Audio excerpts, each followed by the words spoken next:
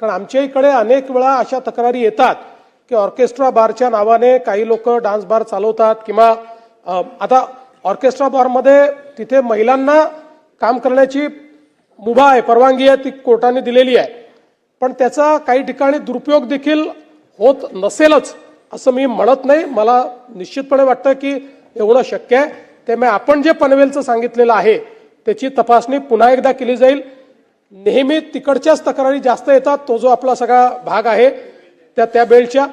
पूर्वी जेव्हा कायदा केला त्या बेल्टमुळेच आपण हा कायदा केला होता, त्यामुळे पुन्हा तिथली तपासणी करण्यात येईल. आणि जसं राज्यमंत्री महोदयांनी सांगितलं की काही आपण आता कारवाई करतो, काही ठिकाणी लायसन्सेस त्यांचे आपण सस्पेंड करतो आपल्या कायद्याप्रमाणे, पण असं लक्षात येतं की सस्पेंड झालं, 15 दिवस बंद ठेवला, पैसे पुन्हा भरले की पुन्हा तशाच पद्धतीनं ते सुरू करतात.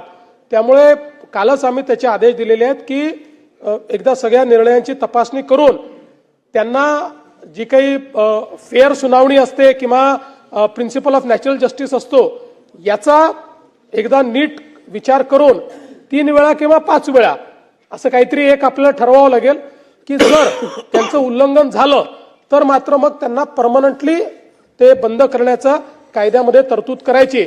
तर त्या संदर्भात काल आमची बैठक झालेली आहे. त्या बैठकीनंतर लॉ अँड ज्युडिशियरीला तसं सांगितलंय. आमचा प्रयत्न असेल की याच अधिवेशनात किंवा फार तर पुढच्या अधिवेशनापर्यंत कायद्यामध्ये अशा प्रकारची तरतूद आम्ही करणार आहोत.